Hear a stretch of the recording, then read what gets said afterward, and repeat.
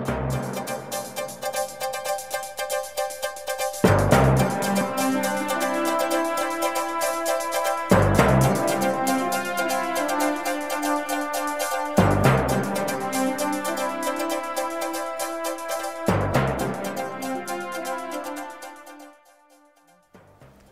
and welcome to Sounding Board, a community access television production of Seroptimus International of Novato. My guest today is Dr. Mohammed El Maidoubi, who is an associate professor of neuroscience at Dominican University of California. My name is Madeline Peters, and I will be interviewing Mohammed on the topic of endocrine disruptions and the developing baby brain. But before we begin, just a word about Seroptimus. Seroptimus is an international organization that advances the status of women and girls, locally and internationally. So, Mohammed, thank you very much for agreeing to be here and for your willingness to talk about your own research. I know your research is varied on many topics relating to neuroscience. I'm particularly interested in this topic. I'd like you to give a little bit of background on yourself, and so almost like your arrival story to all of this, and then get into your talk on endocrine disruptions and the developing baby brain. I'm sure that's of interest to lots of people because we're learning more and more about brain functioning and how it works. But again, thank you very much for being here. So, go ahead. Thank you for inviting me. The endocrine disruption itself, so I grew up in Morocco. I studied in France, where I have a PhD in neuroscience from the University of Bordeaux. I had held several research positions. After France, I was hired by University of Pittsburgh Medical Center in the primate center, where I studied puberty, what triggers puberty in human and why it's at different ages and depends on weight and depends on things like that. So it was a fascinating topic. I then was hired by University of California in San Francisco, which brought me to the Bay Area, and I could not go anywhere else. I feel at home here. It's a common story. It is good. It's the oasis of the immigrants. I think I found my place.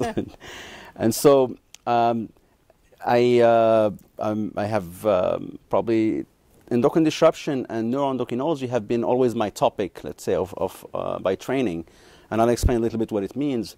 But what brought this topic to me is I'm a father of 3 young kids. I have a 7-year-old Nina and a 4-year-old Layla and then a 1-year-old Zach. And so it has always been an interest for me, but almost theoretical. It's just study how hormones work and how they trigger puberty, how they help us deal with stress, metabolism, driving our lives on a daily basis.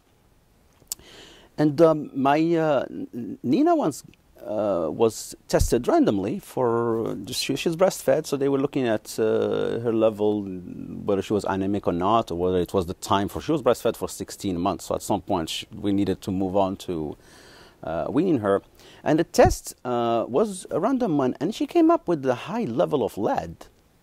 That was surprising to us because we tested our home and there was no source of the lead whatsoever.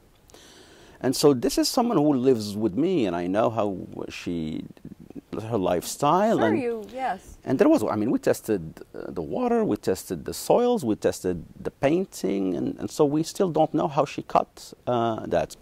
We're happy that the level was modest, so it was not. But imagine that we live in a poisonous environment for our kids, and for us adults, I don't see it as the same problem because the doses that can affect a kid is very small, almost a dose that cannot be felt by an adult.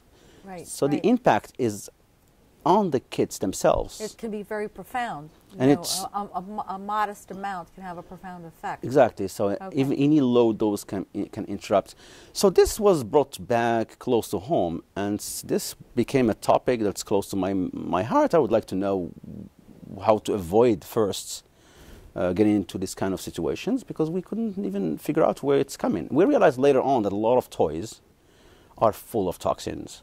I mean, any cheap made in China is usually, I would keep it away from my children. Well, you see those reports in the papers all the time, and high levels of toxins. But to me, it's always bothered me that these are only a few items that reaches public knowledge. I know there are many more that we never see. So exactly, and lead and mercury, for instance, are almost common knowledge. We always, don't eat seafood because of an accumulation of mercury, especially for seafood that's farmed. But another, and these are known as being neurotoxic. They actually harm the brain in a major and obvious way. But there is another set of compounds that are very subtle in the way they work. And those are the one we call endocrine disruptors. The word was coined in 1991 and was still very controversial until recently, but it is now well established that we live around chemicals that are very subtle in terms of their effects. It's very difficult to find out about them. It's very difficult to know about them.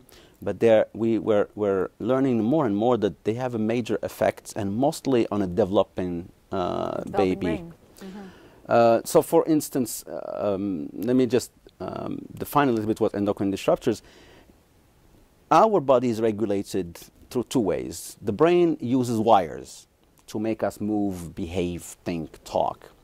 But there are others that are controlled, other mostly vital functions, growth, breastfeeding, reproduction, metabolism, are all controlled by a set of hormones that are released by the brain, and they go around, swim around the body, and they act in a long term, but in a very synchronized and choreographed way.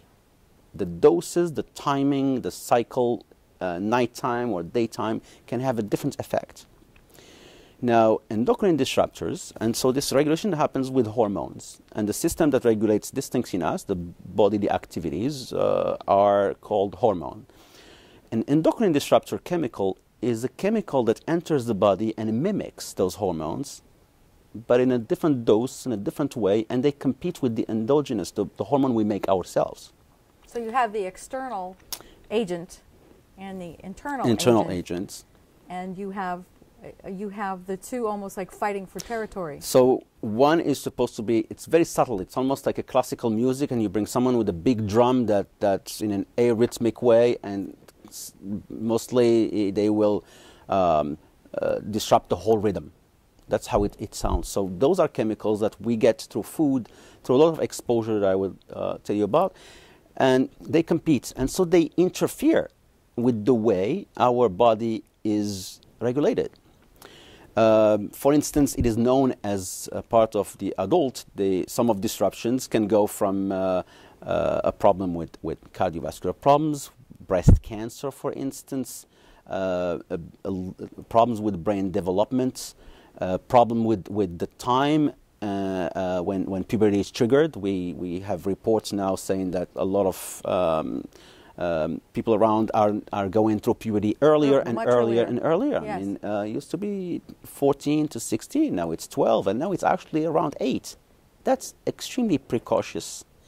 And we think that in addition to other factors that are involved in it, these chemicals getting into your body when they are not supposed to be in there, and do it things that they're not supposed to happen at that time, because a major interference with the physiology of how we live and how we regulate things that are important. So let's take some example, for instance.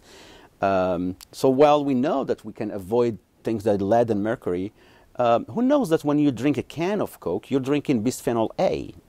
It's a plasticizer. It covers the inside of cans and covers the inside of every plastic bottle that you use. So we have this tendency to just go and buy any spring water as long as it's in a bottle.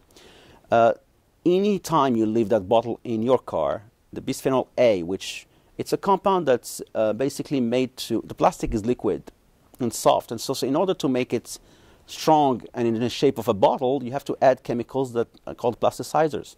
Bisphenol A is one of those. 94% of Americans that were tested had traces of bisphenol A in their urine. So it's widespread Yes. everywhere.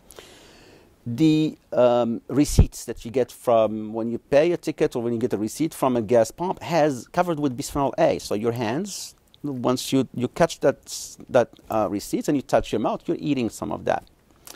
Bisphenol A is one. Another compound we know of, it has been used a lot, is flame retardants. They're on our couches, they're on our comforters, they're on our clothes. And those were supposed to be a good application of a chemical that slows down fire. But an old couch started disintegrating. And so that layers was covering it in order to protect it from fire, start getting into carpets, and start getting into clothes. And so imagine a crawling baby licking everything they can, because that's what they live, right. That's through their mouth that they touch and they engage the world. Those babies are eating things that are extremely dangerous for them. Yes. Things that are in coolants. There are some compounds used in refrigeration. Once you throw your fridge, if it's not well recycled, all those things go into Mother Nature. Medication, even contraceptive pills or any estrogen replacement therapy, when they get expired and thrown in the toilets, they ultimately come back to bite us because they go into our sources of water. So all these things were happened when we never knew there was a problem with this chemicals getting into Mother Nature and ultimately into our body and interfering with it. And the first time that anybody has noticed this was in Florida. In Florida, they had problems with alligators. Yes. So alligators usually, the hormonal environment can decide to determine whether the sex will be a male or a sex will be a female. And somehow there was an accumulation of estrogen in the waters that turned all the alligators almost into females. So they were not reproducing because of a lack of males. And that was the first sign that wildlife is being affected with things we get rid of, but we don't know where they go. Now we know that the human is affected the same way. And while adults, humans, have some kind of protection because we have a liver system that detoxifies our body, we're big, we have basically a big body that small amounts get diluted. But imagine a pregnant woman who's trying to be very healthy, avoiding x-rays and avoiding coffee and wine and things that are clear. A pregnant woman would not know that when she's drinking water from a plastic bottle, and especially if, God forbid, plastic is microwaved, for instance, to warm up, it sheds chemicals in both their water that the mom is drinking. Our placenta is not made to stop those chemicals from transferring to baby, and the effect of those on baby are major. A lot of problems with behavioral problems, autism, ADHD, low IQ at birth have been established as correlating with those. The problem is we don't have an experiment to look at these things. It's very difficult to look at what happened in the developing brain. Everything happened in the womb, and it's outside I mean, they're just not accessible for research, both ethically and practically not accessible. So we know there is something happening, and we know what it does, but there's no way to prove it. And so the Environmental Protection Agency, who was supposed to deal with these things, back in 1998, decided that they will probably start screening for this. As of 2007, nothing had happened. And so when I came to this topic and started looking at it, the first thing that shocked me was that the EPA is saying that, for instance, even though all of us have bisphenol A in our urine, it's not a big deal. And so I looked at where did they get this conclusion that that's not a big deal. They are getting the data from the people who manufacture plastics. So they have a stake in. Yeah, why would I tell the EPA yeah. that my products are dangerous so they end up stopping them? So there is a need for science-based research to show that those molecules are indeed toxic. I call them neurotoxic. Actually, the word for them is developmentally neurotoxic, meaning they have a toxic effect on a developing brain. But unfortunately, there is no way to do that. And so I really switched my research topic to try and create a model that can be in the lab to try to use it to screen for what compounds we have around and what they do to a brain. And how fascinating it is that one topic that was known as being very controversial, let's take stem cells. Stem cells happen to be the best help we can have to learn about how these endocrine disruptors do affect the baby brain. For one thing is we can turn stem cells into nerve cells in the lab, and we can grow them alone, and we can grow them with different amounts of endocrine molecules that are suspected of being endocrine disruptors. And see it right there. There is no confounding thing. We can say this is the dose that if this dose affects a growing neuron, it's going to kill it. And we see that in the lab. We see a lot of neurotoxic effects. So your research really is at the forefront. I mean, your research is leading the scientific exploration of these disruptors by using stem cells and watching what happens. Yeah, it's like this is very new. This is my lab at Dominican University is among the first lab to have proposed how to create a model of neurons, specifically the neurons that are known to be targeted by these endocrine disruptors. We cannot study them in the brain of baby, but we can mimic the whole process outside. And this is because stem cells can be turned into any nerve tissues, right. And as they turn into those tissues, you can watch the growth that happened in the womb. And so it is important to know how development happened. We start from one fertilized egg, and that fertilized egg divides into a lot of cells, and those cells get a signal. One of them becomes the eye, and the other one becomes the toe, and another one becomes the heart, and all those are based on a very strict communication between the cells. It's almost like a job assignment. And so it's done and choreographed in a way that at any dose increases or decreases can give a different signal of how things could go. And when you see that any amount of endocrine disruptors that we will actually swallow can go and interfere with that communication happening early in pregnancy.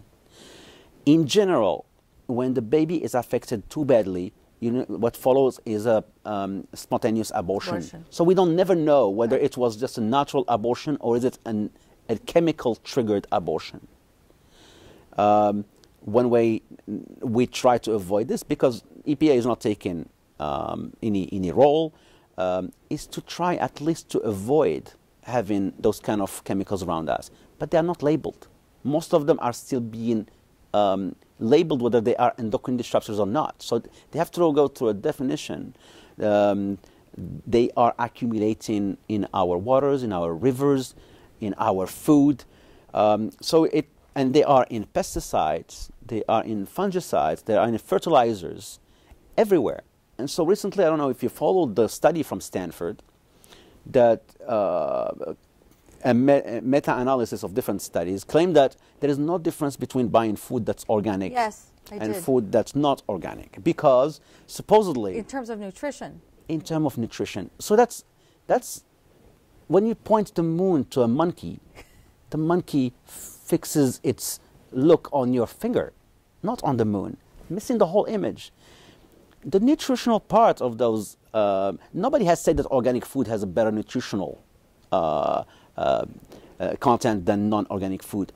But look at the process of making organic food versus non-organic food. All the pesticides are actually made during the growth of that fruit. That actually has a good content. As long as you remove the skin, you probably, in most cases, other than tomatoes and things that have a skin that can allow the pesticide to get in.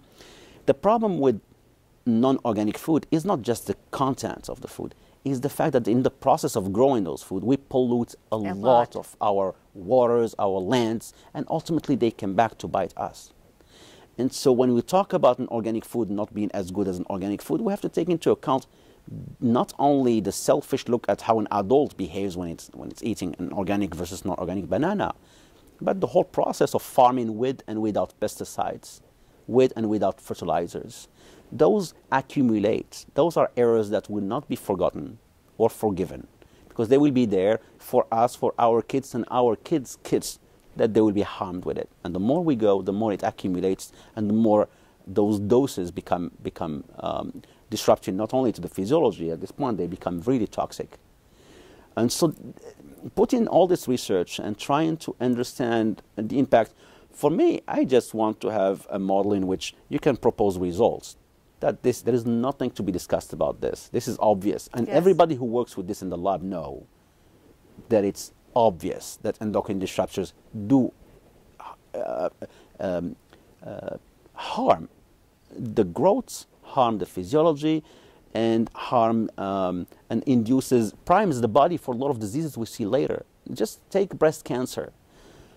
Breast cancer was supposed happened a lot with how long a woman is exposed to actually estrogen, for instance.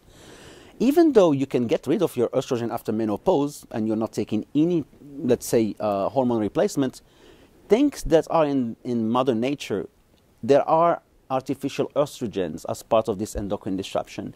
And so while a person thinks that they are healthy, they're actually eating things that can accumulate and trigger problems that are cannot be foreseen because we don't know about them.